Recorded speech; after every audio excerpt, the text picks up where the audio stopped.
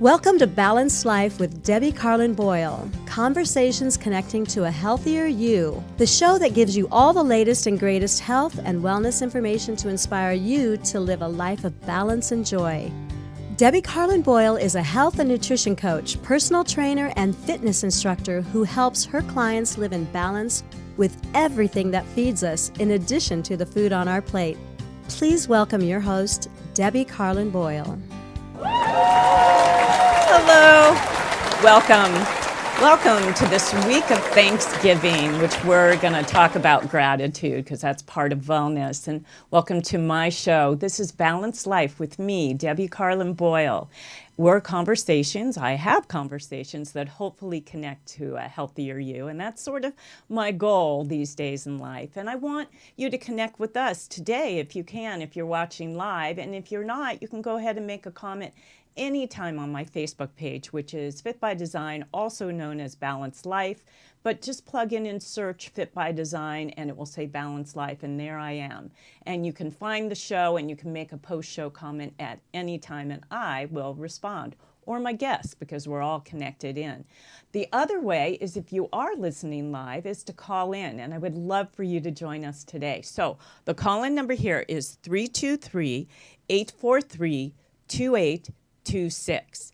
Call in, ask a question, make a comment, become part of the conversation, tell us a little something that may you feel relatable to that we're talking about. Because I have a great show today, because my guest today is kind of like what I'm all about. So when I first conceived the idea to create a brand and to do a show called Balanced Life, my intention was to invite guests who shared in the same lifestyle and the same ideas, goals, and values as I do. One in which my guests could inspire and motivate and supply the tools for my audience to live their best possible life. My guest today, Will Hazlett, does just that. One of the principles that Will lives by is the belief that if you surround yourself with motivated and inspirational people, have amazing conversations, be creative, and share in others' success, failures, and learning, then you have the recipe to devour the day, thus creating your 26 hours, Will's personal brand. Will believes it's all our responsibility to make the world a better place, which is why he is a master coach with Go Huey, a game-changing platform for individuals and businesses to thrive at their highest levels. Will is also going to be leading a motorcycle tour across America, where he will hear personal stories that will touch us and bring us together to expose our very human core value, which is love. Will is a military analyst at the Army's National Training Center. He will be the oldest competitor on Fox's new sports competition show, airing soon. But most importantly, Will is the proud father of two young daughters, ages 3 and 4 years old. So sit back, get ready to get motivated as I welcome my guest to the show today, Will Hazlett. Hi. Welcome, Will. There's our audience. We have an audience. Yay. Welcome. Thank you. Thank you. You're quite impressive with all of impressive. those. Well, but this is who you are. I mean, this is a lot, but you are this person, which is where, I have to say that the way I met you was on LinkedIn. Yes. Because I don't know if you call it friends on LinkedIn, but I link to people that are like-minded, people that are in the field. And one of the things that struck me about you is you called yourself a holistic athlete. And the word holistic, can be a very broad meaning. And athlete can also be a broad meaning. Yes. But when you put those words together, I found that very intriguing. And so I reached out to you through LinkedIn and said, I love this holistic athlete thing. We need to talk. And boom, we were on the phone. So I really appreciate you doing the show because you have so many wonderful, inspirational things that you're doing for the greater good. And we're going to go right into it today. Okay. But before we do, I like to hear a little bit of background. I got a little bit when we talked our first time, but I always think people are doing what they're doing today that leads them, they started somewhere and throughout their life, their story brought them to what they're doing today. So I want to hear about where you're from, what your childhood was like, what your education is, and how you got here. Oh, okay. But bring the microphone a little closer to All right. you so my audience can hear you too. Okay. And here we go. Tell me a little bit about you. I Where are you wasn't ready from? for that. I'm from upstate New York originally, Okay. small town, Phelps, New York, one stoplight. So Oh, I was at a young age inspired to go to bigger towns and kind of Yeah. get out of the area, but it was a great upbringing, very small community. Everyone knew everybody. We had the local country kitchen restaurant, so obviously everyone knew our family as Yeah. well.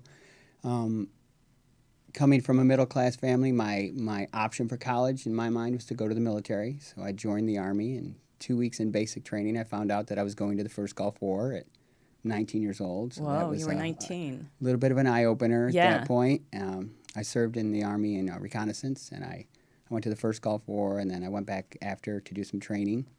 So, just stopping you for 1 second, did the Army train you at this fitness level that you're at right now? Or, I mean, did they incite it, at least get you interested in fitness?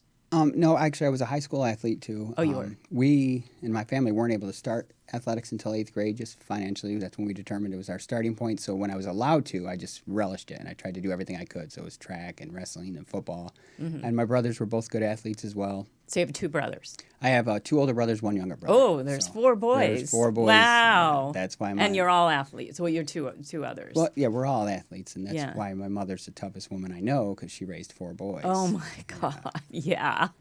There you go. There you have it. So what was your sport of choice? Did you really excel at or that you had a passion for? My sport of choice was track and field. I enjoyed football, but again, coming in 8th grade, you missed a lot of the basics. After the military, I did end up walking onto a college football team and playing. Oh, you did? I chose to. What yeah. college? Hobart William Smith. Oh, yeah. So Hobart College in Yeah. state New York. I was a walk-on, and I played for 3 years on the team. And what position? I went in as a receiver and didn't know enough to not run over people, so I Oh. got switched to defensive back and kickoff and punt return. Oh, well, Yeah. you were running over people. I didn't have the mindset to run away from people. Oh, okay. So they had to kind of like rethink about your Yeah. position. That's funny.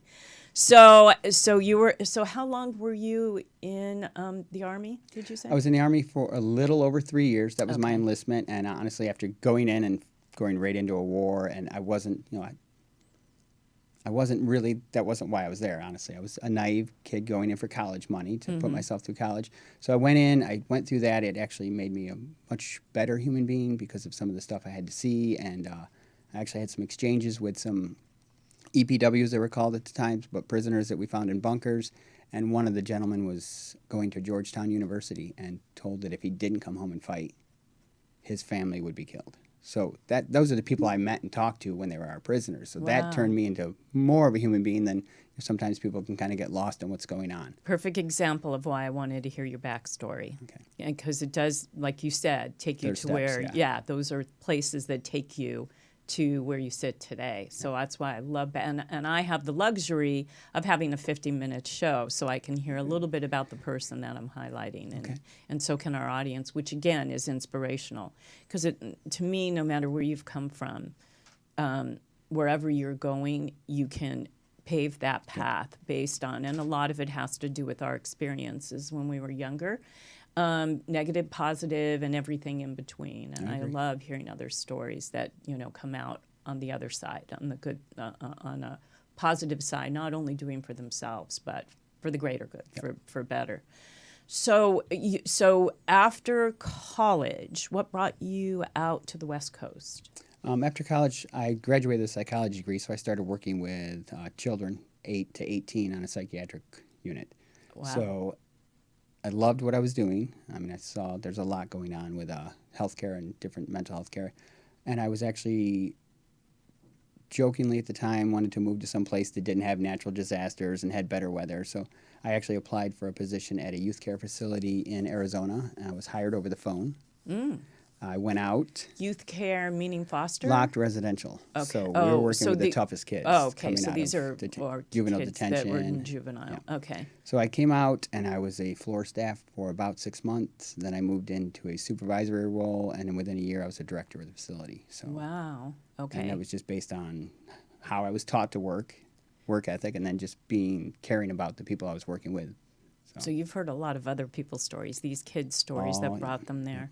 Well, can I just ask you a little aside, what's the one thing you found most had in common that brought them sort of to this anger and to this life of crime at a young age? What do you think was the most common denominator? I'm just curious. God, good question. I know. You didn't give me that in advance. No. So I know. I'm saying I'm you going don't do a that. little, and I'm very organic, but No, I going like a that little off question. subject. But I think it's all part and parcel because I'm going to tell you why after. I think I can relate it to everything else in my life at this point. Now that you made me think about it, talking with them, and a lot of times you had to talk with them like they were just another human being. A lot of times people wanted to put different roles on them or what they'd done or who they were prior. It comes down to a lot of times they're not able to take in what's happening to them. There's no one there to explain what's happening to them, so they turn it into what they want. And if they don't have any ability or someone in their life that can teach them how to deal with it, then they turn how they react to it into what they want or what they've seen. So a lot of times nobody it was cyclical. giving them sort of the time of day to really understand them. To some extent, yeah. Or they might They're be not growing up in a feeling home loved. where they didn't feel loved, or Yeah. it wasn't expressed, or they may have grown up in a home that was violent. So you learn what you see a lot of times. That's right.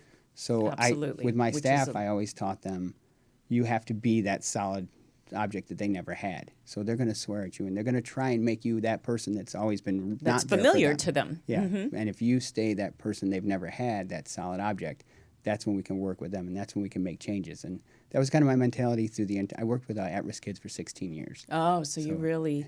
I asked that because a couple things. One, I also worked in drug and alcohol rehabs, working in the health and fitness and wellness, nutrition area, working with a lot were kids, 18 through, I would say 18 to 30 was the most common age that I worked with. Okay. And these were kids that had some things in common that I could really, after being there for 4.5 years, that I could figure out was the commonality. And one of them was not feeling like they were good enough, not like you were saying in the beginning.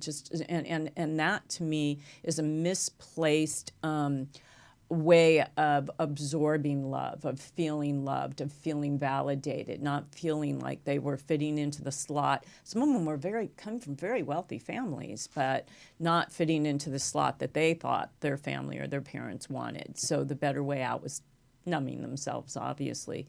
And I would think a life of crime or anger comes from that place too, not feeling like you're worthy, not feeling loved, not loving yourself. And that absence of love. Yeah. And so the reason why I brought it up is because this career, this profession that you had really has brought you full circle. Yeah. Because teaching people what you found out for yourself really works is so true. And I think, and I've said this so many times on my shows, that I think we'd have a lot less problems in prison, a lot less overcrowding in prisons, a lot less anger, a lot less violent, a lot less mass shootings.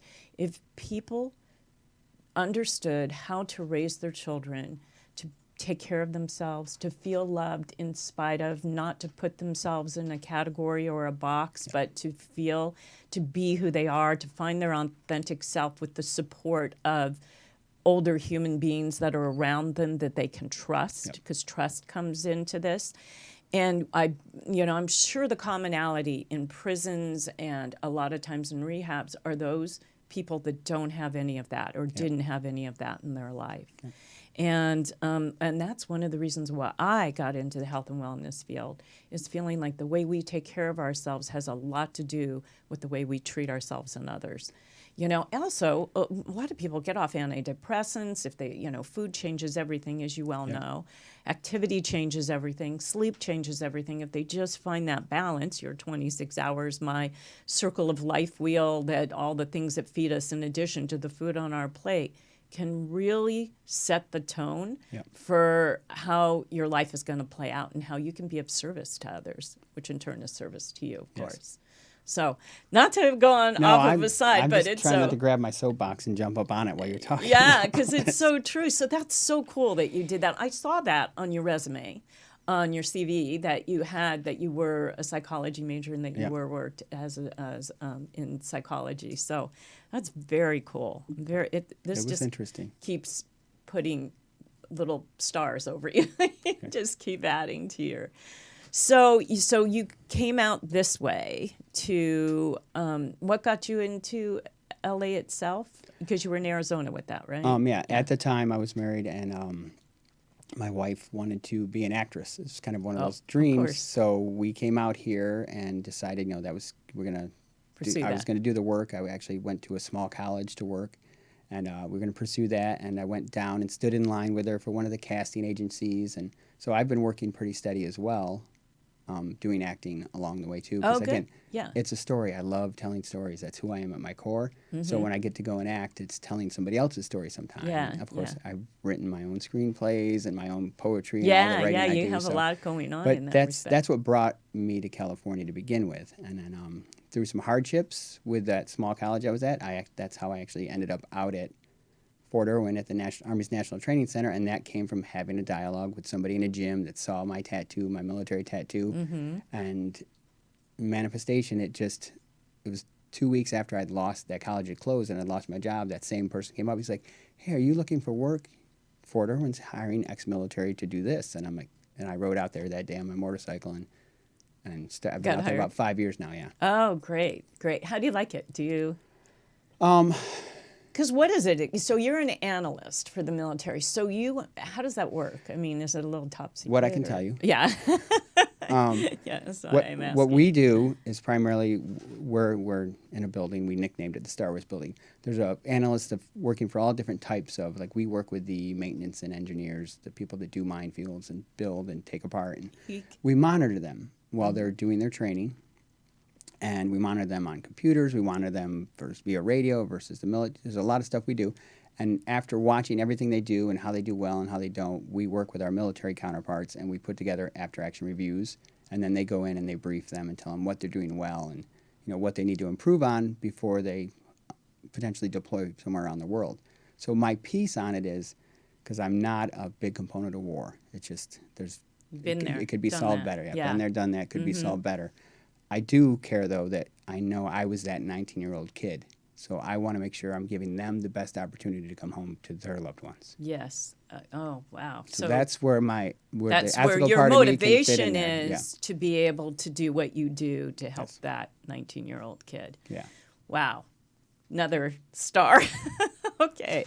So you have other things about you too that started to flare up. And recently I want to talk about, because I've been advertising the Go Huey logo. Yes. So let's talk a little bit about what Go Huey is and is about to be, and where you fit into that and where everybody else can fit into that too. Yeah, I mean, you've been speaking about it since we started talking this. Again, Ooh, what happened? we have a call. Oh, hello? Caller, are you there? Hello? Hi. Hi, who's this and where are you calling from? What's your name? My It's name's my daughter's. Kansas. Oh, hi, Kansas. Is this your daddy you're listening to on the phone? I mean, Hi. on the radio? Hi, baby. Yeah. Aw. Hi. Do you hear he's talking about some really cool things right now? Have you been listening? So yeah. Yeah. I love you, babies. Are you both I there? love you, Daddy. Aw, it's Kansas and Kensington. Hi, Kensington. Can you say hi? Hi. Hi. Aw. Hi, Kensington. Hi, Puff Puff.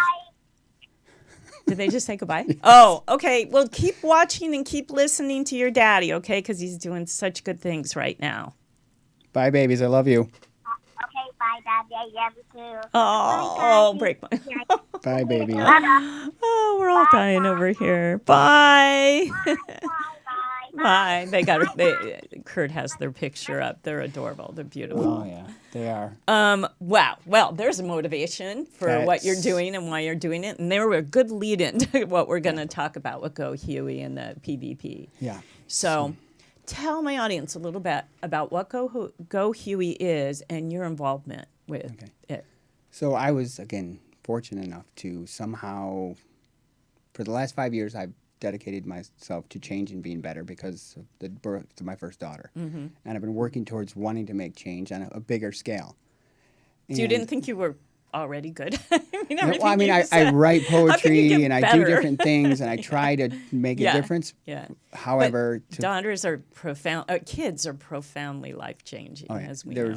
Yeah. I'm not the same person remotely, and I couldn't be. I had to make the changes I wanted to make, and I couldn't just be a hard worker. I had to be a hard worker that applied it to something more. Yeah. And that's what I try to do. So with Go Huey, the VP, amazing woman, super motivated and passionate about what they're doing, and the founder Dennis, he may call in, he may not. He's not feeling well. They reached out to me, and again, off of reading what I post and what I write and kind of how I think. They found you. Yeah, the VP reached out to me, and we had a conversation, and we talked, and I completely believed in what they wanted to do. So essentially, Go Huey is going to be a new social media platform, but it's going to be more community based. So there's a key component to it called the PVP, the Personal Values Profile, which you took, and that's amazing. I took you it. took, Yeah, and thank you it's for doing really that. cool. Talk about it a little bit, because it's not like it's kind of an assessment, but not really. Yeah. It's not a game. There is no there's no right or wrong answers. It's a personality, but it's not an enneagram either. So talk about what it is and what it spits out back at you. It's the heart of everything that's different about Go Huey. So when I say social media platform, everyone thinks Facebook. It's not going to be Facebook. It's going to be, because of that personal values profile, which what it shows you and what you already know is your values, like what's important to you, what feelings are important to you about what you do every day and about your life, and your attitudes about the different things that happen in your life. It's not like a Briggs and Meyer. It's not an assessment, a personality assessment. Yeah. It's more about what makes you you. And Dennis has been working on that algorithm and that piece of it for over 2 decades. Yeah, I read his background. He's really got some long. So hearing that and knowing that is what really brought me in and brought me into it. And the VP and I both have young children. So that for us, changing the way social media is misused to create more of a community, really vital. And to create a better opportunity for my daughters, her sons, to have the ability to have a safer social media platform, to have something that's more community-based. Like just the way that Go Huey works is, if I live in an area, I don't get random connections. I get people that are, have the same attitudes in life and have the same feelings about life. That's part of the algorithm on how it connects people. So again, it creates communities where now it's So it will make suggestions to you that you should connect with based on my personal values profile. Yeah, right. So okay. not just anybody, Yeah. but it's built that there won't be the fakes, and there won't be. It's going to be you more get real, all of more those organic. bots out of there, anything that's fake. And I mean, so that's the social media part of it, and then it also goes into business. And I'm trying to think about the business. I keep trying to think about it. But what Go Huey is in every situation that a human being has to interact with a human being, if you have an understanding of what their attitudes on life are and what their top feelings about life are, you can communicate with them more efficiently. Mm-hmm. So on personal levels, it'll work. And then on a business level, you're going to hire, you're going to retain, and you're going to train people at where they are. Yeah, and where you can place them with where they are, with what your needs are in that company, whether it's HR or management or whatever that you'll see from that profile. Yeah. It puts them into where they really will thrive. And Really. the aha moment about Go Huey is what you did already, and thank you. When you take the PVP, because before that, people are hearing social media and they're hearing business, and it doesn't tie, the two don't tie together. Right. But as soon as you take the PVP and you see what your personal values are and your attitudes are, then it makes sense that it comes down to that interaction between two people, or that interaction between a supervisor and all those interactions is what's the heart of it, and that's what is different about it. It was really cool to me because what made sense to me, so I'm in my 60s, as you know, so I've been around a while, right? So, and I've had a few, like you, I am an entrepreneur, but I had a very steady career as a television commercial producer. So the word producer, when you're producing, is a leader, So I was in that kind of control section.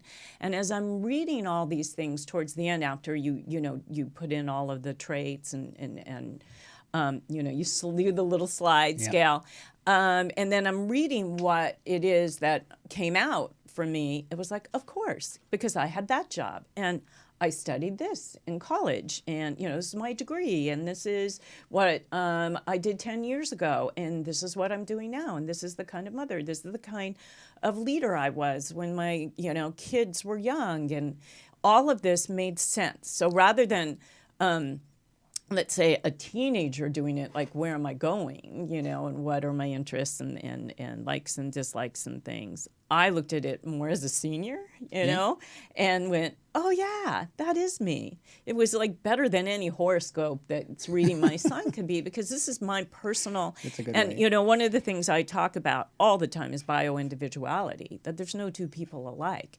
Even if we're like-minded and we think alike and we're on that health and wellness path, we're still two different, very different human beings with different backgrounds and different, and so you can't place, you couldn't even take identical twins and think that they're going to be clones of each other, because they're not. Yeah. And this really made me feel validated and also individualized, special in that way, that I'm not being categorized, and thrown into a personality assessment. What a lot of the assessments do. Which yes, and exactly. And I've taken them all. You I'm here to tell you. Exactly, though. You felt validated by seeing, and again, you're doing a slide scale. You don't. It's so complicated what's behind all that, but it creates such a wonderful picture of really where you are. Yeah. And again, that's the magic of what Go So Huey is. so what I have to do is endorse it and say, go to, and we'll talk about how everybody can reach you, and Kurt puts everything up on the screen. But for people who are just listening, we'll go over everything too. But at this point, they could go to gohuey.com, right? And find the PVP and go ahead and take that and for themselves, like I did, and just feel that validation of either where am I going, where have I been, or what do I have, where am I placed right now that I can branch out to, because I think it's a great assessment in that respect. And that's something that also struck me when we talked, and I was like, wait, what is this? And then realized that this is, of course, it makes sense for you. It's part and parcel of everything that you are and you are about. So that's going to launch when? When do you think people can start making those connections and actually be online? Do you? Well, they can be going now. To do the assessment. To do the assessment and kind of get a feel for what we're going to be. It's looking in end of this year into early next year. Hopefully that's the timelines. I'm not going to say more than that, because that's Dennis's decision. Yeah, right. When it's ready. Yeah. When it's ready. But, saying the end of this year, the beginning of next is very soon. It's pretty much now. It's happening. It's happening. Which is really great. And then I want to talk a little bit about you and your values and your fitness schedule and regimen, and why fitness is so important, because I know that you're going through a certification to be a personal trainer, which is something I've been for a very long time, another like-minded thing. And tell me a little bit about your 26-hour philosophy and you and your brand and how you live and walk this brand. All right. And again, like most of my writing, it came to me one day. So 26 hours to me is, we obviously get 24 hours in a day. And some people, I feel, live 18 of that. And some people live 20 of it. And some people live 8 of it. It depends what you want out of every day and what you get. And I actually had a gentleman I work with one day. He looked at me and he's like, "You're one of those guys that gets 26 hours out of the day, aren't you?" Oh. And it dawned on me that insane. It's like I start my morning almost. I work varying schedules for the military, but I always make sure I'm going to get up. I'm going to go to the gym rather, because that for me, that's where I go to relax. That's where I go to unwind, and I know it's healthy for me and it recharges. And I have 2 young daughters that I need to be healthy for. So That they're was the my core motivation. They're at the an core early of everything age. for me. Yeah. Is them. And but it's 6 days a week for you, right? 6 days a to week. actually go and work out. Yes. Yeah. which I need. Yeah. Again, even if it's not in the gym, I'm going to be It's my doing drug of something choice. active. That's what I say Exactly, to people. yes. This is my drug of choice. It's my therapy. Yeah, I don't pay for absolutely. a therapist. I pay for a gym membership. Yeah, yeah. And when you become a personal trainer, or at least if you could just train one person and get into either the gym that you go to or any gyms, you don't even have to pay for it. They pay you to get in shape. And that's what I've been doing for the past 24 years, is And getting paid. I picked very specific populations I wanted to work with based on how I think I could have the most impact. So there's like 4 populations that I hope to work with. And actually, my ideal is to create the programs and allow other trainers that have the same certification, so I know their certification, to put them out there. I want more to create the programs that'll help people than just be in the gym doing them myself, which I will, because you have to refine everything. But I mean, I picked populations of children and adults 50 pounds and over. I picked population 50 years and older. I picked population of the young men going into the military, young men and women, excuse me, going into the military, because the Army has completely changed their PT test to make it more functional. And my ideals of how I created these training programs, I call them functional strength athletic movement. I want it to be something you can do in the gym. I want it to be something you can do at home. I want it to be something you can do in a park and in different settings and still get the same impact regardless, because it's designed around real movements and real things you're going to do as either an athlete or just an individual. Like the gentlemen and ladies going into the military may not all be athletes, but they still have to be physically fit and they still have to have that ability. So that's the mindset of the functional strength. Can I, just because of what I do and it interests me so much, can I ask you an example of what these movements are? Like you said, if you had to go to a park and you didn't have a gym and you didn't have the facilities that you could put people on machines or free weights, what, like pick one of the demographics and tell me what you would do for them, just hypothetically. Well, I mean, again, every body's different, so yeah, but just if I was going to go use a park, say I was at a park with the younger, overweight child. Yeah.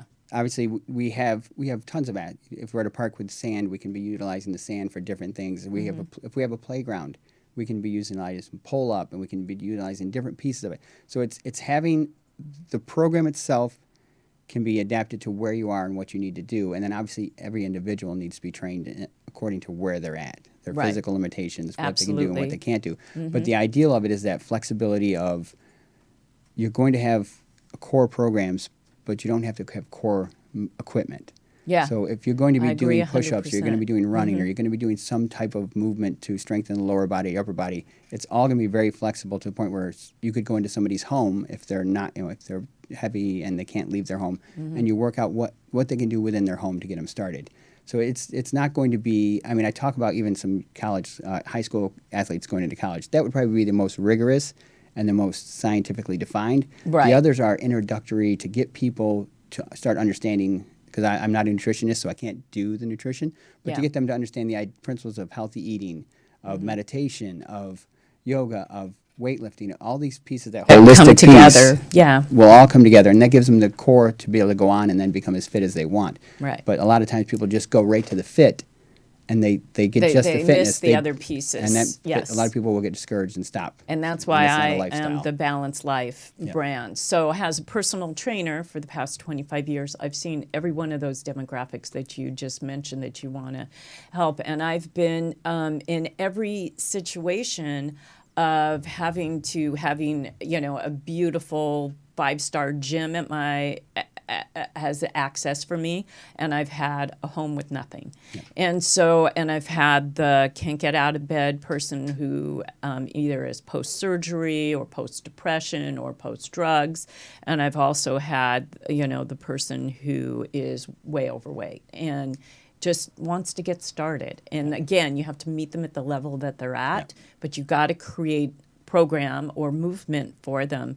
And so that's why I went and got a certification in nutrition. Yes. So, and then I got advanced certifications in nutrition, and then I went on because we're guided by hormones. Hormones are guided by how we take care of ourselves, of course. There's a genetic component, but, how we take care of ourselves, the food we put in our body, the movement we have, the sleep we do or don't have, all those things, those pieces that you're talking about need to come together so our hormones are doing the good stuff and not the bad stuff to us. Because when they start going crazy on us is when we get ill and when we get sick, autoimmune diseases and cancers and heart problems and all kinds of, arthritis, and things start to kick in when we're off balance. Yeah. So again, that like-minded philosophy and way of looking at things is so important. And I just, it's the reason why I do the show, and it's the reason why I, tried to get people on board with that kind of thinking, that it isn't just the fitness. Yeah. Because when somebody comes to me who's very overweight, and that's usually my challenge, and for the most part, they're women over 50, so they're going through menopause, that's also my challenge. And they just want to start working out, and they think that's the magic bullet. It isn't, No, it's you a know. mind, body, Yeah, the whole connection. the whole connection. And, you know, what they eat, as you know, your abs are not made in the gym. They're made in the kitchen. You know, the gym highlights them for sure. They can. But, but if you're not eating correctly, there's no way you're going to find them, you know. And it's so true. And you, Mr. 12-pack, knows this, you know. Can I ask you what your diet is like to stay this fit? I'm just, you know, with this mindset. And...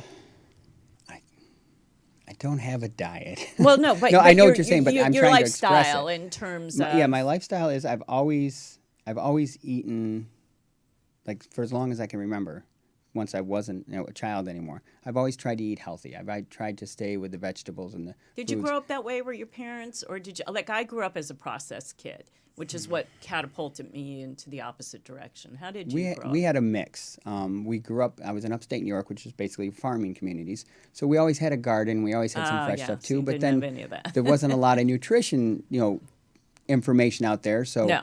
And, No, and you know, really. I had a mom who's single and 4 A's and 4 boys. So there were times when the garden is where we were at and it was very healthy. And there's other times where you had to have the quicker processed foods. And I was a skinny little thing my whole like high metabolism kid. So I was eating everything healthy and non-healthy.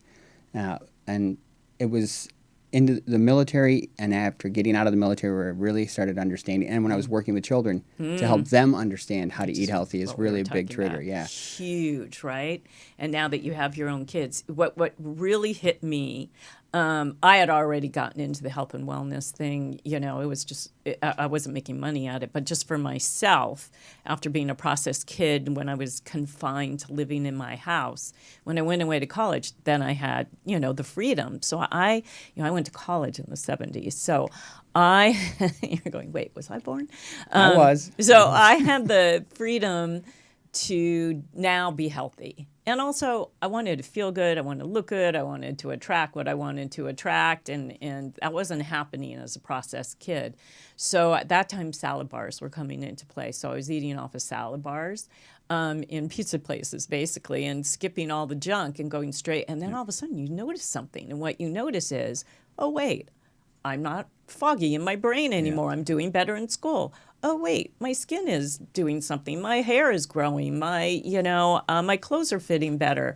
And then when you start to feel that way, then you want to look the part too. And that's when I started playing tennis and got into the whole, I'm going to start lifting weights and define. And all of that became so evident when I just started eating correctly. Yeah. And that's why with kids, when my kids were elementary school age and they were sort of from under my wing and eating the healthy way I got them started out, and I started to look at the food in the cafeteria, which my kids hardly ever were eating, I thought, well, there are a lot of kids that are eating this, and this is not going to help them become more productive. It's going to give them the foggy brain that I was living with.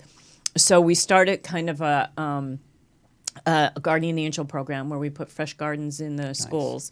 And I got on the health and safety committee right away so I could be instrumental in getting salad bars in the schools. And we became a pilot program at one elementary school that spread out through the entire Santa Monica Malibu School District by the time my oldest daughter left the system. And, I was proud of that to see, because I know it makes a difference from a very early age. And I don't like to get preachy about it. I want them to find, and that's the balance, right, with kids, is you can't say, oh, you have to eat your vegetables. You want them to love vegetables. So they have to find a relationship with them. And the way to do that really is to garden and to see the source of where it comes from, to let them cook and get in the kitchen and make their own food so they're not opening a package and putting it in the microwave. You know, all of that was really important to me parenting. And as a result, my kids are health and wellness. You know, my oldest daughter, that's her field. Because that's what she knows. That's what she grew up with. And now she's spreading it as a teacher herself. So that understanding, stuff. if you're not taught it at home, it does take time to, because So you had better be you had a careful 'cause my better mom was beginning watching than I this. did. Yeah. She did what she could all the time for us. Yeah. But there was a lot of that, and it wasn't based on a science. It wasn't. It was based on just making a living. Where I have the option now because I'm an older dad. Yeah. And my babies are babies. Where I've had the chance to learn a lot of that, and so my girls eat everything pretty much organic, and we're always trying new things, and they cook in the kitchen with me, and they get to play and. And that will stick we with make it them. I'm fun, here yeah. to tell you who has 2 daughters in their 30s. That will stick with them for a lifetime. They may deviate, and they're going to go have fun in college or whatever and eat their pizzas and eat their burgers or whatever and their fries. That's okay. But if they can, I try with clients, I try to say, let's get into the 50 percentile. And then when we've met that, let's go to the 70, let's go to the 80. And if 80% of the time you're eating well, then you're already on the right track. That's exactly what I tell people. They're like, well, you eat healthy all the time. I'm like, no, I try to always eat healthy at least 80% of the time. Yeah. So that if I want to get something that's unhealthy, I can.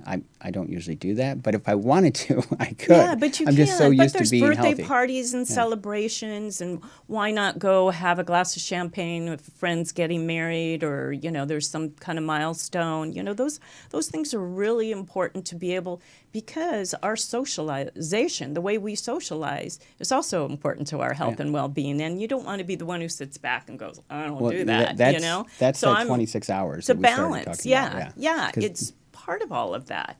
Yeah, that's actually a big component of it. The 26 hours piece was I'm a healthy person because I choose to be and holistic, and I'm trying to grow all the time. I've added meditation, which is hard for me because I have That's that also the always on brain. I'm with you. But I do it. But the other piece is when I'm writing, I want to talk to people about what I'm writing about, and I want to hear what they're writing about because that excitement and that electricity for me is part of that 26 contagious, hours. right? Yeah, and it Yeah. spreads, and you surround yourself with those people. So you're not wasting any moments during the day. You're actually excited throughout the day. Like my hashtag for 26 hours is always devour the day. Like go out there and want mentioned that something in the from opening. every day. Yeah. And that mindset is what creates that holistic piece because it's never just about me. Like I'm working on me, but then it means I get that's how you get to people help like me others. and you get to do this. And then, you take that experience and you hopefully take some inspiration to people that may need it, or you just find like-minded people and together you keep growing. Right. And that's not to say that we can have a day of rest and we can have a day to just kind of like also, reset, rejuvenate. Don't beat yourself up if you're devouring the day is doing nothing. But you can't do nothing all the time. You always have to be moving forward and find your passion and move forward with that. And that's the best thing we can and people become more motivated to do that once they've taken care of themselves, once they do all those things that you're talking about that a 26-hour-a-day thing can do to you without being you don't have to be regimented and disciplined. Not at You all. just I have am not to regimented. be. Yeah, me neither, because every day is different for me. Doing the show, I do the show twice a month, and then I train clients 3 to 4 days a week. I teach classes 3 to 4 days a week. Those kinds of things are, I'm a zigzagger on the LA freeways, and it's fine because that's no 2 days are alike. But I do devour each day. And then there's that day that I say, well, what's on Netflix? And you take a breath. My kids aren't young, so they're on their own, but I still have to pay attention and still have to spend time, and still it's not that I have to, I want to. I look forward to that, of course. Yeah, I've had to add that. I've had to actually force myself to say it's a self-care day. Otherwise, I don't want to slow down and I don't want to relax, which, again, I know is not part of being holistic. So I've taken my mantra to get myself to do that, as I call it self-care days now, so that I slow down for a day and I just enjoy, the simpler things, the slower things, the chance to smell the roses, Yeah. literally, And I had, for a long time, had to try to pull myself back and reel myself in. As an active mother, as a producer, and somebody who had a side hustle on health and fitness, that's important to the whole circle of life, the whole longevity thing. I want to talk about, with the few minutes we have left, I also, because a couple of things you have going on, and one of them is this motorcycle tour that you're going to do. Tell us about that. So this, again, another process of years and meeting the right person and finding a motivational person in your life. So on LinkedIn, I ended up linking with a gentleman, Rick Clark, amazing man, does a lot of well, he's done a lot of really amazing things in his life. First African American owner of a NASCAR team, and so he's out there on the front edge on everything. And we had met through LinkedIn. He did some painting and poetry, and I did some poetry in mine, and we kind of talked a little bit. And one day he's talking about he's sold his parents' farm, and he wants to create a beer brand, and he tells me the name. It's Country Roads, and I'm like, oh, and then he tells me why he wants to. And it's about getting out there and telling America's story and trying to heal and bring people together based on the roots of where they came from. And for me, I love that. I was all in.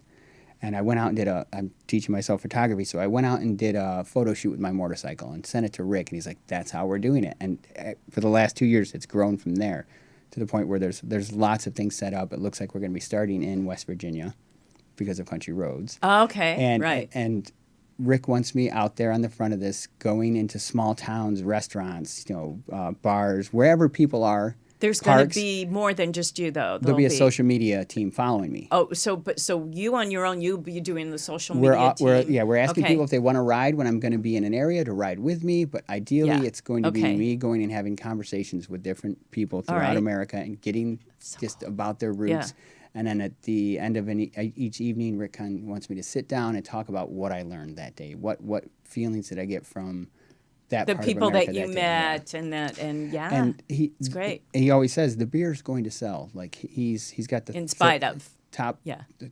third top beermeister in the world. Mm-hmm. It's going through different competitions. It's cleaning up. I mean, it's a wonderful but the Country Roads for him is about that story, and for me, that makes what I'm going to go do amazing. Right. It ties it all in so perfectly, and yet you're, again, bringing wellness to different communities throughout the country. And I get to ride my motorcycle every day, which I prefer. You've done other things. I saw, I think once we became Facebook friends, I realized on Facebook that you've done other motorcycle charity type events and things. Well, I rode with BACA, which is Bikers Against Child Abuse. I rode with them in Arizona chapters and California chapters, and BACA is, their whole premise is to empower children to take back, their lives.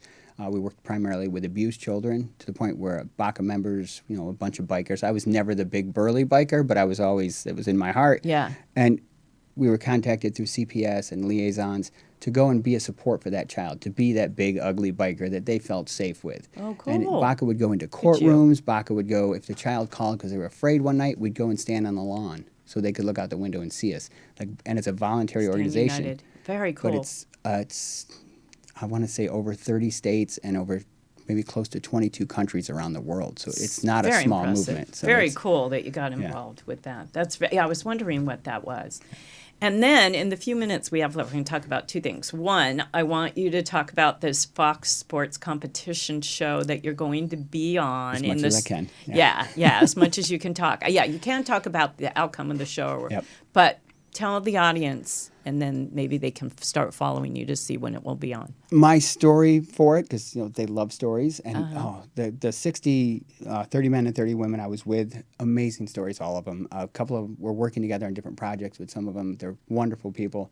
But my story was I was, a 48-year-old father of a 3- and a 4-year-old. I was a military veteran, and so they saw me as living this really hardline life. Mm-hmm. But as soon as they brought up my girls, I was a mush. Yeah, and so this little soft sweetheart. Every interview we did was, we're going to talk to you about, how hard of a life you lived and you're older, and then we're going to bring your girls up and see if we can make you cry.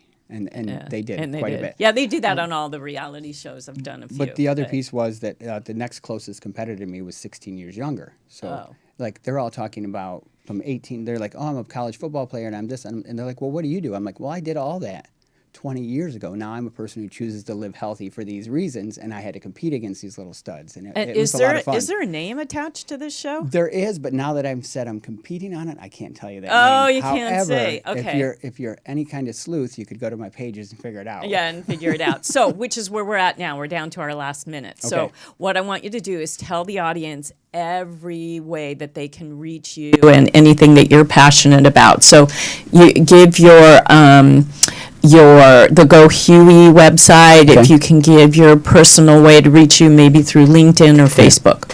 So well, Go Huey obviously is It's already going to be posted. Yeah, so yeah, see it's what's going posted, on. but- So GoHuey.com is how they can get in and start learning about us. And if anyone wants more, has questions about it, they can contact me on my Facebook page, which is William J. Hazlett. They can contact me on my LinkedIn page, which is Will Hazlett. And then also I have Instagram, which I believe is Will Hazlett. I'm growing my Instagram. Yeah, I I wasn't see an that. Instagrammer. Yeah. I was told I needed to grow that. Wait for the until Surf this Show. motorcycle tour. That is gonna, because you're gonna be doing that Social media, yeah. platform, and you're gonna be doing these little mini videos. Yeah, that and are gonna- LinkedIn was the primary source for that. I've got my fingers crossed about a new place. I'd like to have a lot of that taken care of. Go Huey. Right. In the background. So yeah, it's. Yeah. So there's ways to reach you and to get involved with what you're doing and to be, for others, to be motivated by you. And to wrap everything up, I always like my guests to leave me or leave the audience with words of wisdom or thoughts that you want to walk away with, final words. I was thinking about this. So for me, I came up with the idea of there's 2 questions you have to answer every day, or you have to ask every morning, and you have to answer them both yes. So you have to wake up in the morning, and you're either going to be down, and you're going to say, is this ever going to get better? And you need to answer yes. Or you're going to wake up in the morning, and you're going to be just so thankful for everything that's going on, and you're going to ask, is this real? And you need to answer yes. So either question, as long as you answer yes, you keep moving forward. And if you can't answer yes, then that's when you've got to stop. You could get stuck. If you can't answer yes to it's going to get better, or you can't answer yes to it's really happening, you're not taking in all the things you've done to get there. So if you can answer yes to those 2 questions every day, it keeps you moving forward for the day. It sets your intentions for the day. Which is a great way to get through life. And it's a great segue into this week, because this week is Gratitude Week, because it's Thanksgiving. So it couldn't be better timing to have you on my show. And I have to thank you so much for coming all the way out here today on Thanksgiving week with all the traffic in LA and doing the show. I really love people like you who are motivational and inspirational and walking the talk and living this life of health and wellness and longevity. So I applaud you. Thank you so much for coming on the show.